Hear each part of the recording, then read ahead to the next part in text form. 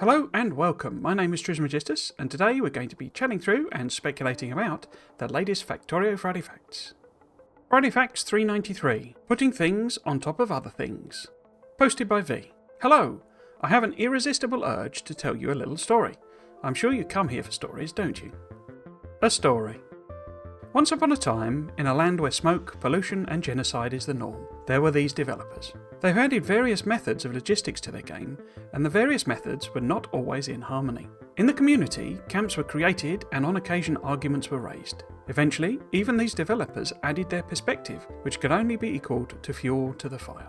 Torches and pitchforks were picked up. There were ideas how to calm these disputes, but not much came of it, except 96 forum pages of arguments along with splitter, output filters and priorities. So just to interject there, what this blog post is about, sort of to spoil it, is basically stacked items on belts.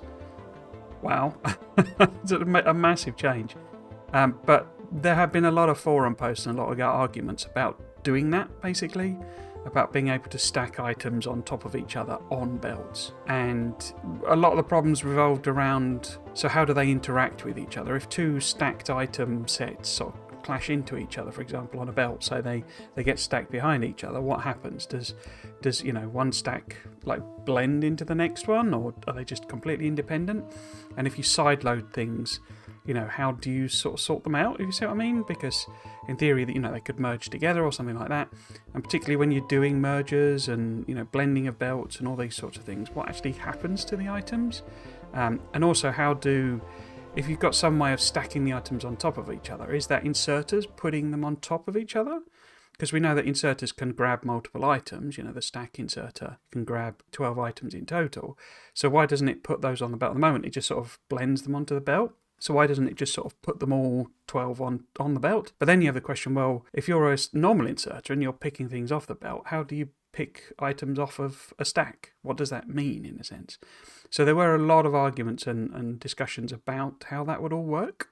And I think one things that came out of that were things like the output filters and priorities. So where you have the splitter, you can set the priority, and you can also filter it. Those were the types of things that came out of those discussions of sort of, well, what happens? Because one of the questions, is if you've got a mixed belt, you're doing a sushi belt or something, how does it know to pick which items up? How does it stack them? Is it able to stack, a green circuit, a bit of iron and a bit of copper all together? That's very weird. But some ideas are harder to kill than others. And one Friday, a developer dug too deep. For the lulls and Discord reactions, he thought to himself in the heat of Friday Facts discussions, and charged his steed forward. Madness followed.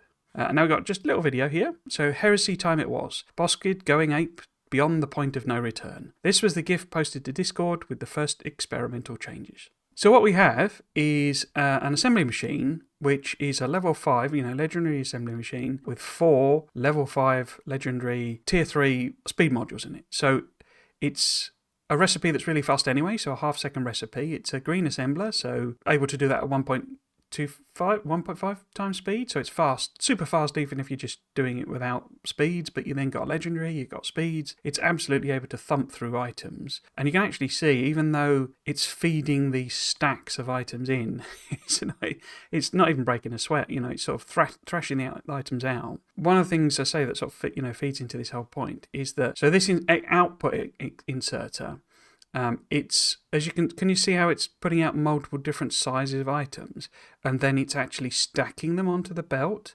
It's a little difficult to see in some of these pictures here, but particularly at the earlier phases, you see it's whacking out full items, then it's doing half items because this machine it's not getting enough stuff, and now it's getting individual stacks. And watch that, it puts it on top basically. So that stack is there, and it's actually putting the item on top. And you see how they're also getting weirdly up and down, like there's a third dimension to it. That appears to be behind those items, but it's because it's a stack, and so the visuals are going wonky. And that was one of the other problems that they was pointed out, that how do you actually show it graphically? Because you get this weird, it looks like it's moving on the belt effect. But yeah, you see how these are outputting, not even complete belts with, these must be 12 stack items, and it's just feeding them in. The other thing, I suppose, graphically on that is that this looks like a big square rather than actual like a stack of items. But yeah, it kind of works in a sense. And I say, with a machine like this, you would need to feed it a heck of a lot of stuff in order to run it at rate, which is why there's quite a lot of, when you're doing these builds, even now, with like wires and stuff, you get to a point where it's not actually worth putting speeds on them because you cannot get out or put in enough stuff to actually keep the machine running at rate. So you're better off not putting them in, because then you don't have the power and other issues that generate. So this is like yet another example of giving us more throughput, more item capacity. Justice was served, as in response I gave this noble went mad knight reasons why his heresy can't stand. Reasons already discussed repeatedly in the past. Though I've also shared my affection for this kind of sin, as I too have dreamt about it many times. The horror went through our internal #random channel, and Kovrex the Mighty responded with curiosity and interest as well. And you know how it usually goes. Reiterating reasons why it can't be done gets you to think about how to do it again, and I have indeed found a way we hadn't considered before. So here it just links to Friday Facts 225, where they did a kind of, it was actually a follow-up to a previous post about bots versus belts, essentially. Going back into the history, if you weren't playing then, or you didn't read these posts back then or anything, but basically it always used to be the received wisdom that you got to a point with belts where you were kind of finished, and you had to switch over to bots. There were several reasons for that. One was sort of throughput. We all used to have to underground everything in order to get UPS to work with belts. But one of them was throughput, and the other, I say, was sort of a performance thing. And the sort of conclusion was that they kind of tweaked how the belts worked a few times, and kind of brought them back into parity. Basically, they didn't want belts to be a poor option. They didn't want it to be that every factory had to be a bot-based factory. So they made some changes and essentially improved the belts, and particularly the performance of the belts, so that they became a sort of a more practical option into the very late game. And rightly so. I mean, one of the points I always made with bots is they get very boring. The boards, if we all complain about the whole 12 beacon array thing being really boring and repetitive, bot-based bases are even worse. They're just you don't really even build things, you just let the bots do it, which, I suppose it's the ultimate goal of automation, but it's not that interesting, really, in my opinion. And that was always kind of my sort of point on it. The Holy Grail shall now be called the bulk inserter. And here we see a little picture of the bulk inserter. He's quite the chunky boy, isn't he? But basically this allows you to stack items on belts. Bulk inserter. The bulk inserter is the only way to load belts with stacked items. The new key detail that makes it work is that the bulk inserter only ever starts swinging when its hand is full. This guarantees it will only ever put full stacks of items on belts. And that was one of the issues I remember there being in this discussion, in that at the moment they can grab, say, 3 items, an inserter. They won't necessarily wait until they've got 3 items. They make an assessment as to how long it's going to take to get the next item and whether they wait for it, which is sometimes when you watch them, they'll pause a little bit because they know an item is coming, and they'll wait for that one item that gives them a full stack. But often, if there's enough gap between your items, they will simply swing when they've only got 1 or 2 items. So the question then becomes, what does a bulk inserter, what does it do? Is it quicker for it to do, half stacks or full stacks and just wait for all the items to appear? What's quicker and what's better, and what would people actually want? I guess you could have controlled it in the same way that you can with a stack inserter, where you can set the number of items that it stacks. And then you've got the reverse of that. When it's picking stacks up off a belt, does it wait for all the items until it's got them? And how does it do, does it have to grab, say, it needs 2 more items and there's a stack of 4. Does it grab the top 2? Is that what it does? Or does it wait for the gap sort of thing? So this is what they're saying, is that the big change, the thing that makes this a practical thing, is that the bulk inserter will only ever swing, it will only ever do its action if it's got a full stack of items. And what we can see here in this example is this bulk inserter is clearly able to move for 8, 12, 16 items, which I think they say is the size of it.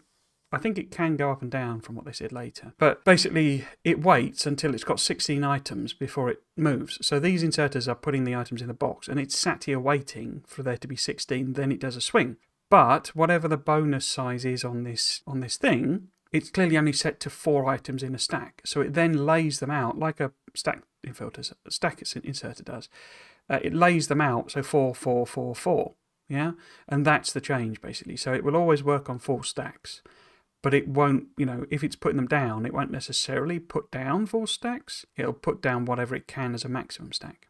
Suddenly, all of the pieces fall into place. Inserters can only put items into empty spots on belts, no putting onto existing stacks, which I say was one of the problems. Side loading and splitters do not modify the stack's height at all. If only bulk inserters interact with a belt, there will only be maximally full stacks. If an inserter taking items from the belt has a smaller hand than the belt stack size, it would only take as many items as its hand can carry, leaving a non-full stack in place. So if the stack is 4, it can only hold 2, it grabs 2 off of the top.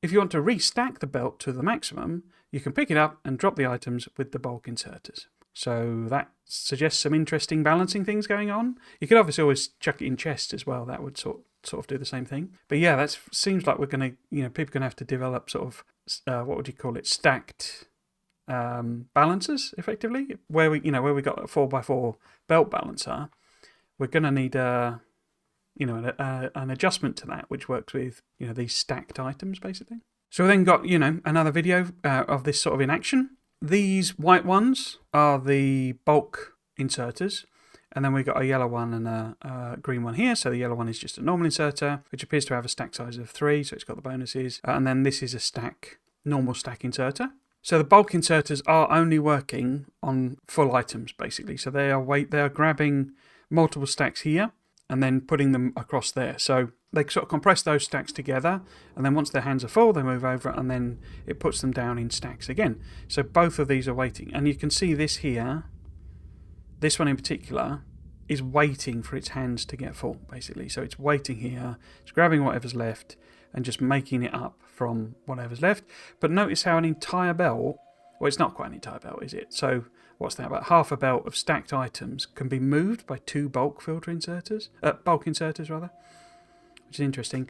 Clearly these 2 are here just to sort of demonstrate, different behaviour, and also to give it, so this, because it's grabbing 3, I don't think you can see this 1 that gets left over is on the belt, and then this one again is grabbing items of, full sizes, popping them on the belt, and then this is the normal stack behaviour, where it just puts them all out as individual items.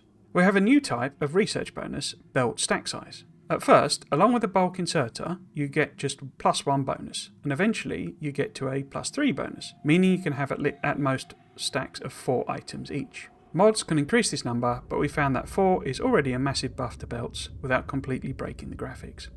So it looks like the 4 here is the maximum size. I guess the +1 means that, yes, so you've got 1 item, +1 means you can stack 2 together, +2 means you can stack 3 together, +3 means you can stack 4 together.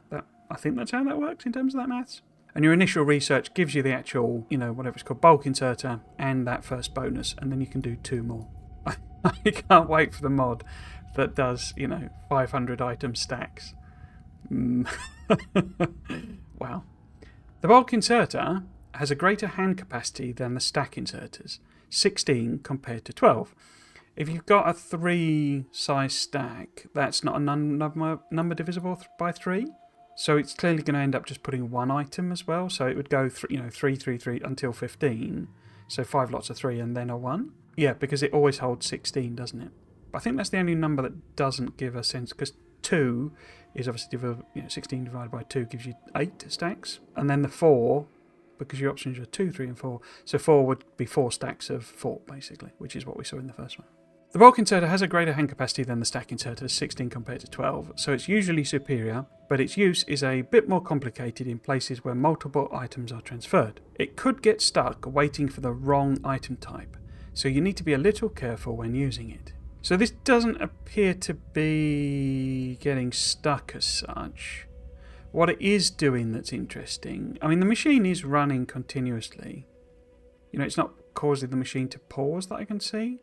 And it's one of the things I would wonder about. I suppose they do go into the hand of the inserter, but one of the things I was thinking might be an issue was that if an assembler only produces, its craft only produces, 1 item, and you know how they stack up a small stack inside the machine? And if that wasn't big enough, the inserter wouldn't, would wait until there's enough. And of course the machine wasn't going to produce enough because it stops after, say it buffers 10 and the bulk bulk inserter is waiting for 16, it's just going to sit there. But it looks like, looking at this properly, it'll just grab them as they're produced. So when this eventually gets to 16 items having been made, then it will do an arm swing. But I guess the other side of it is that if this was a mixed belt, or it wasn't producing enough, it was a very slow trickle, like you've got a machine on the end of your belt and it's just getting the odds and sods, a bulk inserter is going to sit there and wait for 16 items to appear, where really you probably want a normal inserter sticking the items in as it gets them, sort of thing. So yeah, that could lead to some interesting design challenges and stuff, I think. You may have noticed that inserter hands now show more than one item, which is beautiful to look at, as you can anticipate when it will swing. This applies for all inserters, not just the bulk ones. The amount of items drawn is halved, so it doesn't look too ridiculous. And yeah, you can actually see them stacking up in the hands, which is cool. And like individually, so as this gets added on, it shows them building up. And by the 2, it basically means, so this will show like it's as if it looks like a stack of 8, and it's actually 16. 16 would be insane. The same evening, we had a call with Boskid and Arseeding, where I presented this idea to them and they said it's technically doable. Boskid went ahead and implemented the bulk inserters, Arseeding made big mining drills to automatically output stacks of items, and I went to think about the graphics. So here we are. I mean, this is, I've been saying quite a few times, and it's not, I'm not pretending it was my, no one else has thought of it, but I would say graphically, just as a little side note, you see how this is clipping into the underground belt? I hope they do something about that, because, literally unplayable. Not a fan of that.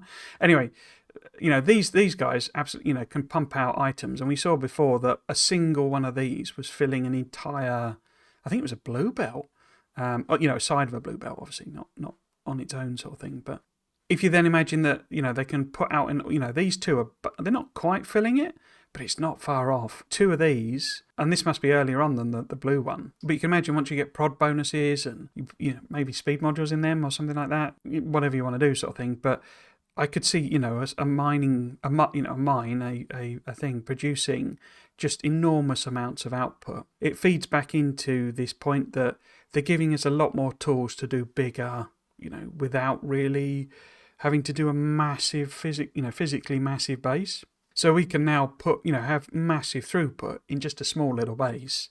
And that's a lot better, basically, because it means you don't have to stamp down 500 blueprints of the same machines over and over. You can just do some researches, for example, and get these guys to stack items on a belt, and you don't need to go and upgrade the belt or anything, So yeah, so this seems like another really, really nice little change.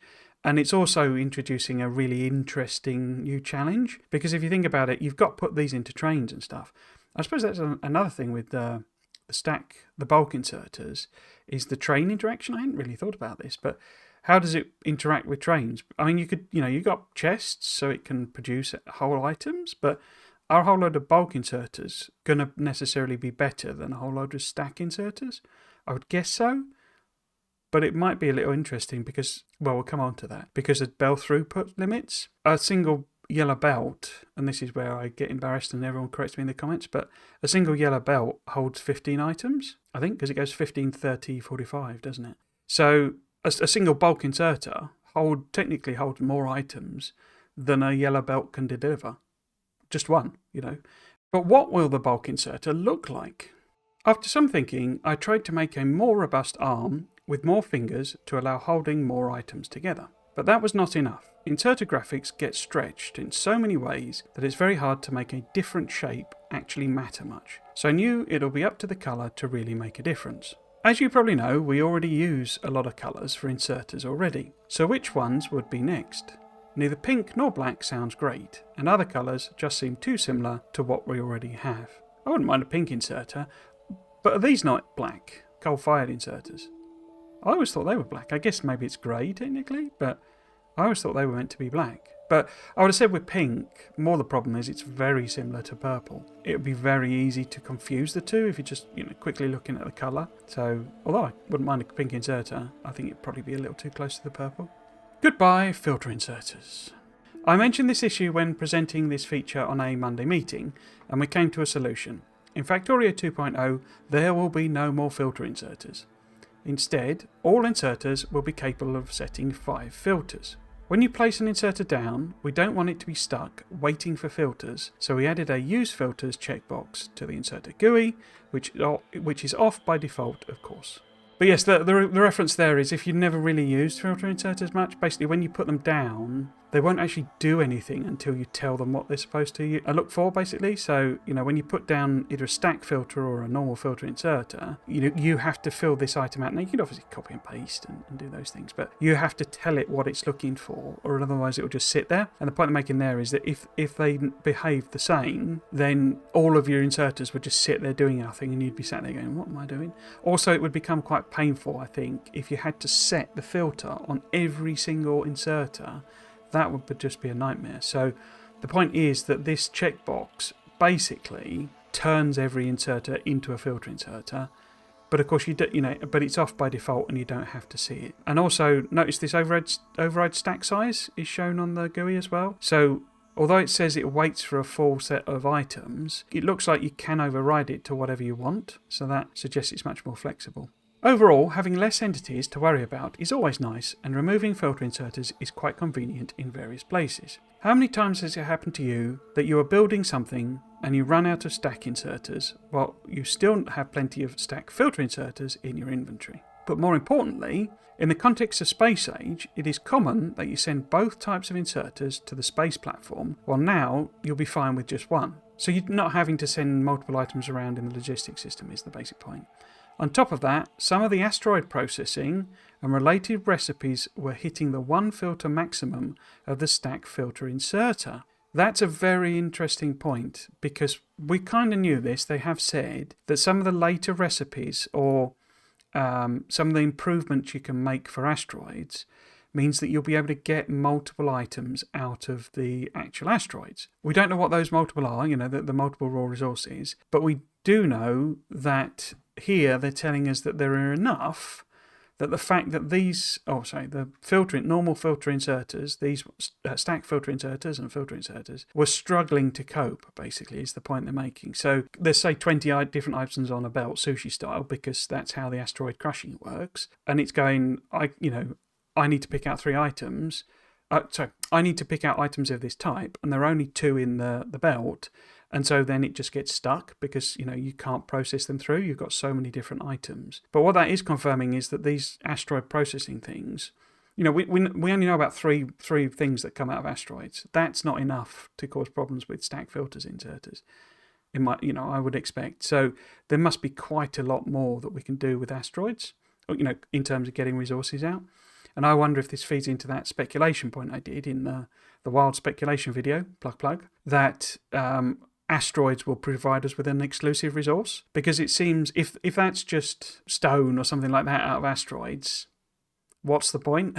It's got to be something that's actually properly useful. And it's like we've got an entire planet that gives us tungsten and the calcite, so they're not going to be coming out of asteroids. They might come out of asteroids, but so what? You've got an entire planet full of them. Do you know what I mean? So it just, to me, kind of a bit of a hint that maybe my speculation is right, basically. It can also be really convenient to be able to set filters on long-handed inserters, and this is a really good point.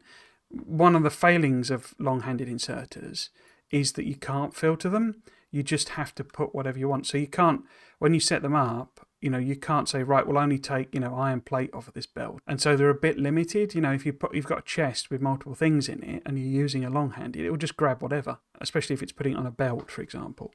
And so that is a really nice little improvement that we're getting as a side product. This then frees up purple and white from inserter colors, so I could use the new inserter shapes and paint them white. So this is the new shape to the inserter. It's not radically different to this. It does have this sort of bar on it, if you look. So this bar shape sort of here, which does imply the sort of reinforcing. But yeah, it's not radically different, but we're all going to have to get used to now that white means a bulk inserter, not a stack filter inserter. All that was left was the graphics for the technology icons. For programming, it was making the stacked items draw correctly, which is easier said than done. I had 2 main conditions how it should look. The easier one was that items deeper in the stack should appear darker. The one where Priscilla lost half of his hair was sorting the drawing of stacked items by layer, but with some of his dark magic and hair sacrifice, he had prevailed yet again. But yeah, so as you can see, it all sort of chunks through and does stuff. What I did do, it's really subtle. The point is that the items that are further down in the stack should be ever so slightly darker. Appears to be the request, I think. And so, you can barely tell, basically, or I can barely tell. But I think this is a darker, it's like a shadow, basically. That the items on the top are shadowing the items on the bottom. But it does look, like it is graded a little bit, but it's so subtle, I can't really tell the difference. But yeah. Faster belt tier. When we started working on Space Age, one of the obvious things to add was a new, faster belt tier. The main reason we have never added a belt tier faster than the express belt was simply because it just starts looking way too quick, and the belt movement becomes quite confusing, or even looking like the items are moving backwards. The point is that items could be moving so quickly on a belt, particularly if you had lots of items, it would look like they were moving backwards on the belt, and so that's very bad, because you would start maybe reversing the belts without realising it was okay. The graphics are a bit more than a simple recolor. When empty, these new belts also have double the arrow spacing compared to both express or fast transport belts, and there are little touches like hints of a dark arrow which help to see the belt move correctly. First off, wow, we're getting a new belt level. Shout out to my commenters, someone who did suggest that in particular. You know who you are. It always seemed like it would be. Again, we're getting all of these methods of improving throughput. And if you're still stuck at, even with stacking, if you're still stuck at blue belts, then you're not going to be able to feed some of these machines or output stuff from these machines without using bots. And as we referred to in the previous Friday Facts that was discussed, or linked to, they always wanted belts to be viable into late game. So every factory doesn't just become a bot factory, and a new belt tier seems to be a really good way of achieving that. But say, if you look at this visually, it's just a blur. You can see the green arrow moving, which is great. But when it's got items on it, you wouldn't be able to see the green arrow. So how would you see, how things are moving, given how quick these are? I mean, this is a stack of fish that's moving around, but it's moving so quickly. You can only really tell it's fish because you know what a greenish, shape they are. It's a very distinctive shape. So I've also got this video here just on the loop, and if we pause it just quickly, then you can see it's a stack of fish, and these individual belt pieces all look nice together. But the basic point is there are more. I don't know if you can actually sort of see it, but what they're talking about is that as these here, every other one is a little bit darker. And it just helps to visually let you see it, because as it's blasting through, you're better able to see those darker, slices. So that piece there being darker than that piece there, it's very subtle, and you may not be able to see it on the actual. In fact, if I blow that up, maybe that's better. So some of these are, so I can't really tell now, but some of these are sort of darker and chunkier than the others. And obviously this green arrow is further apart than the blue one, so that when it's running, you can visually distinguish it, because if they were too close together, it'd all just blur into one green line. But green belts, eh? Green belts. 60 items a second. The undergrounds of these belts can reach 2 tiles further than express underground belts, which is convenient in a lot of places. When full of items, at their 60 items per second speed, it becomes really hard to tell if the items are moving or not. We've observed that items with randomised icons like raw ores don't have this problem. After some brief thinking, Harusa had the idea to randomise the colours of items on belts. You don't notice the effect at a glance, but it helps to see the movement a lot. And here's a demonstration. We've got stacked items moving on a green belt, 60 items a second. Good luck. I mean, this is like a mega base in a single picture, isn't it? I mean, that's they're obviously spawning them in, just for demonstration purposes, I would have thought. I mean, maybe they are producing this volume, but you can actually see it. It's a bit odd. It feels like there's a sort of a. I'm going to be honest, I don't suffer from motion sickness, but I could see this maybe triggering motion sickness in some people, because there's like this jittery sort of fluid emotion to it. I think it really does help see what's going on. You can see that these items are flowing down, those are flowing up, those are flowing down, those are flowing across. Do you see what I mean? You can tell that with that flickery thing, but I would just wonder if maybe that's probably a bit, could trigger some motion sickness in some people. So yeah, we'll have to see what the feedback is. But yeah, I mean, look at the amount of items going on this. And this also emphasises this point that although you can tell because of the randomisation of the colour, I can't pick out individual items on this belt moving. They are so quick and so fast. I do have this one as a separate thing as well, so we can stop it. So you can actually see the individual items. The point about the randomization of the colour is it's clearly like moving it 1 or 2 notches on the colour wheel sort of thing. So, increasing the RGB value by just 1 or 2, or because I looked at this and I cannot visually distinguish any colour difference between any of these items. Even the blue, where you'd expect maybe there's a little bit more of a ability to see it, I can't tell. So these, to me, visually, as they were saying, just quick glance, I can't tell that any of these are slightly different colours. I'm sure if you went in and colour picked them, you could find it, but it's so subtle that you can't really see it. So you're not going to go in the game and be like, what's this multicolour hodgepodge of stuff? It's still red, blue and green. It's just when it's running, the 1 or 2 RGB value difference means that it gives you that ability to see them moving. Conclusion. Increasing belt throughput was something we had really wanted to do for a while now, and quality magnified this desire 6.25 times. Machines can work 2.5 times faster, times speed modules that can go 2.5 times faster. Maths. Not to mention, some Space Age's producers craft much quicker than assembling machines do. For a while we had restrained our hopes by just adding a faster belt tier, but we knew we'd ideally want something more, and the belt stacking had always been the ideal candidate, we just didn't see a way how to implement it. One of our concerns was that if a transport belt throughput multiplies, you might never need to use more than 1 or 2 belts worth of throughput for almost any item, reducing the logistics challenge drastically. With Space Age adding planets, we can now easily lock things quite far in the technology tree, which is the case for both the bulk inserter and the faster belts, with each being unlocked on a different planet.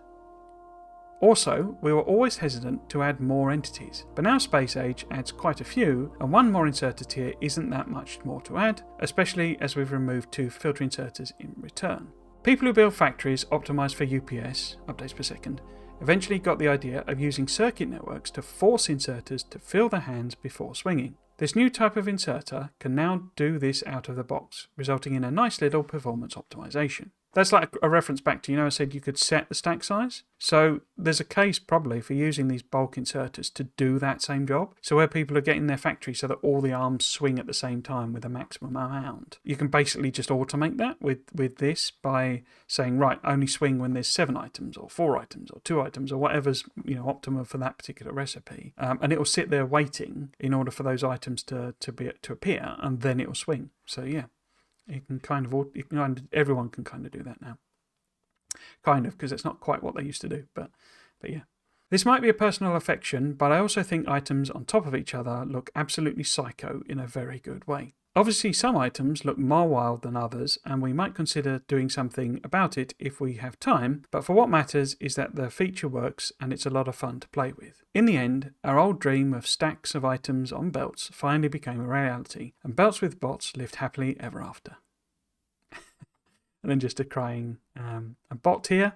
Basically, he's been sarcastic because this tends to put, I would suggest, belts ahead of bots as a throughput thing. I guess eventually, you can make so many bots so cheaply that really you could outstrip it. But this puts that in quite a long distance.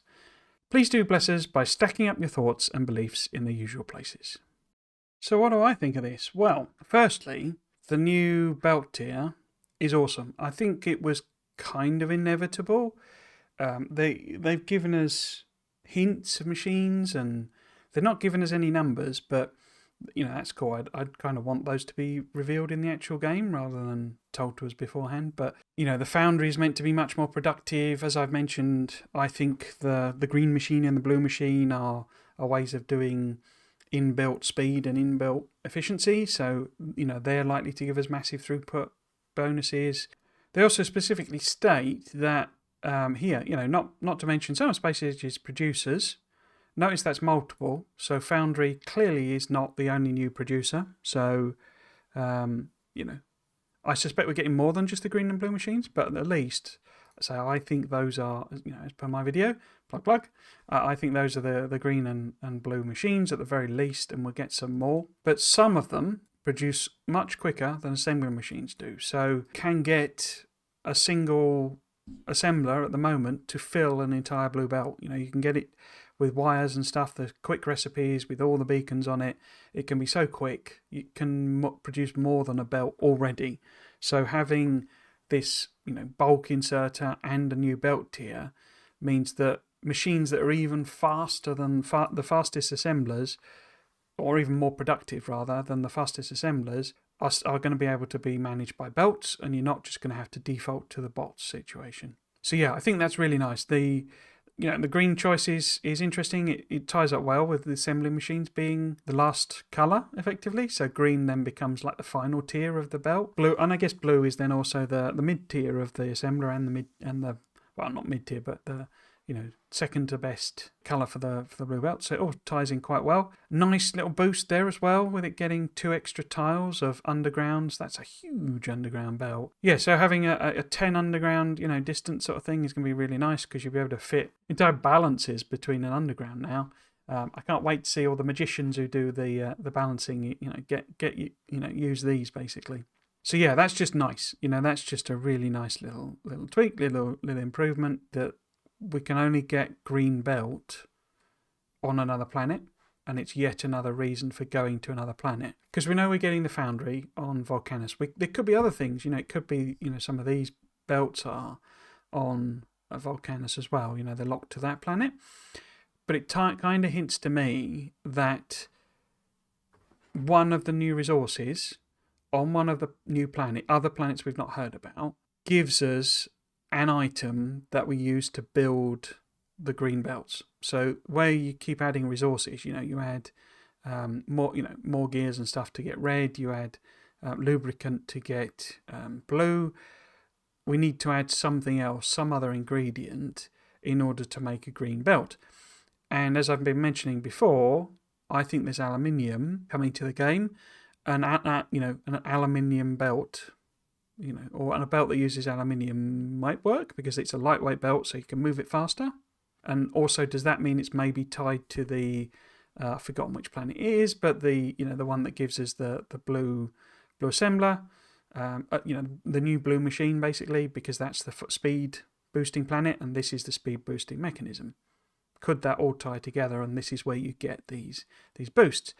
It also then gives us a particular incentive. If it is tied to a planet, we've then got to say, right, well, do I want faster belts, or do I want the foundry, first, basically, or do I want whatever the other planet gives us?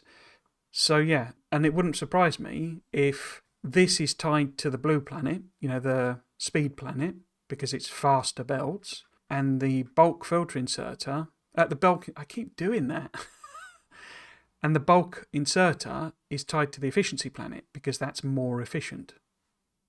Could that work? Could that be what's going on? But it certainly says that they are tied to other planets, and that also then hints at what we're getting, the route we've got to take. So I'm not sure it will be. I think one of these will be tied to, the speed planet as well.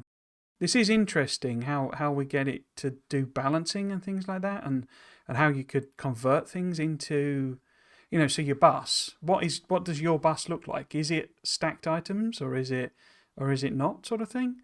One of the things I was thinking there is, with a bus, in order to do big numbers on a bus, at the moment you do have to go wider and wider and wider. And so is this a way of basically preserving your old bus and saying, right, well, I need more iron, I'll just stack the iron. I'll just set up a little stacking area where all of these bulk filter inserters are, and all of my iron coming in from my trains.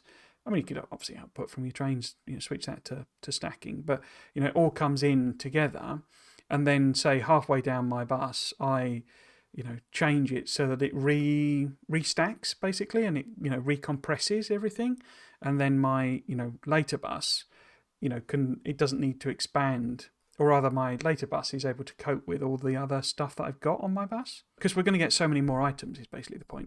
If you're going to want to make foundries and big mining drills on your home planet, you're going to have to make a whole load of more stuff. If this requires aluminium as well, because it's a lightweight, machine in order to work or something, or stronger machine, or it needs tungsten or something like that, you're either going to have to make them locally and ship them around, or you're going to have to bring all of that tungsten to your home planet, to Nauvis, and sort of build everything there. So your bus is going to have to get bigger we know we've got 3 extra science packs, but it seems like maybe transporting those as science packs would be better.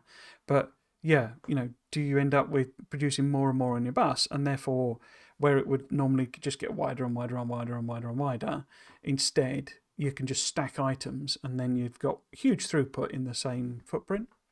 I love this graphic. This looks amazing with its grabby little arms. It does look like it'd topple over though, but they always do in the inserters.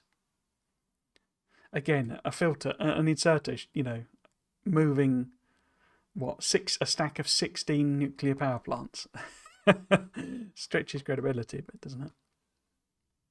I suppose that is another question. Does it allow you to stack everything? Can literally everything be stacked, or are there limits? And thinking about that, what are we getting for fluids? Because at the moment, we're getting a massive boost for belt throughput. Are we getting any boosts for liquid throughput? Is that something we're going to get? Because obviously we all know liquids are a bit of a nightmare. They're not the way they behave is very confusing at times, how liquids move in pipes. So are we getting any improvements there? I'd always sort of, discounted that because they abandoned the whole improvements they were going to do to liquids. So I don't know, maybe they're revising that. It just feels like if you need a lot of liquid throughput, we're not seeing anything that's going to boost that. Could we get big pipes and stuff like that? Or maybe they've just, kept fluids to a fairly minimal thing and it's not really an issue. And instead, we're going to get machines that are better at processing fluids. So you don't need to build gigantic fluid-based things, which would have a huge UPS cost. And instead, you can build a machine that will just process all of your fluids in one go. But yeah, it's interesting we are getting this belt thing. What I was almost expecting to see at the end was a bit of particularly around this joke, was a thing saying, don't worry, bots, you're also getting a bigger stack size or something like that. Because at the moment, maybe legendary bots do have a bigger stack size. I don't remember seeing that. I think they said the batteries were bigger, basically. But at the moment, they seem to be buffing belts without any real hint of a buff to bots. Maybe we are getting my level 2 bots that I really wanted. I kind of abandoned that idea because legendary items seem to negate it. Because you wouldn't probably, you'd want your own construction bots to be legendary, I guess. But, you wouldn't want to construct 1 million legendary logistics bots unless you were a total psychopath. But I don't know, it just feels like there needs to be a buff to bots as well, doesn't it? Because if you're saying these need to be in parity for late game, at the moment they're not in parity. I suppose you've got infinite bot speed and stuff where you've already got that. And this is maybe giving you something to compete with that. So maybe they don't need to do it. But it just feels like they're going to get left in the dust, really. Especially since you're only going to be doing your bot speeds when it's infinite science. And surely that's been pushed even later games. So I don't know. It feels like the bots do need a little bit more love, I guess. So yeah, that'll be interesting to see if we do get a level 2 bot or a super bot or something like that. Or just an increase to, the amount they can carry so they can carry more items at once. I hope you enjoyed today's Friday Facts video and might consider coming back for another one. If you want to chat about the latest Factorio Friday Facts, then you can find me live streaming Factorio every Saturday over on my Twitch channel @TrisMagistus. Thanks for watching. Cheers.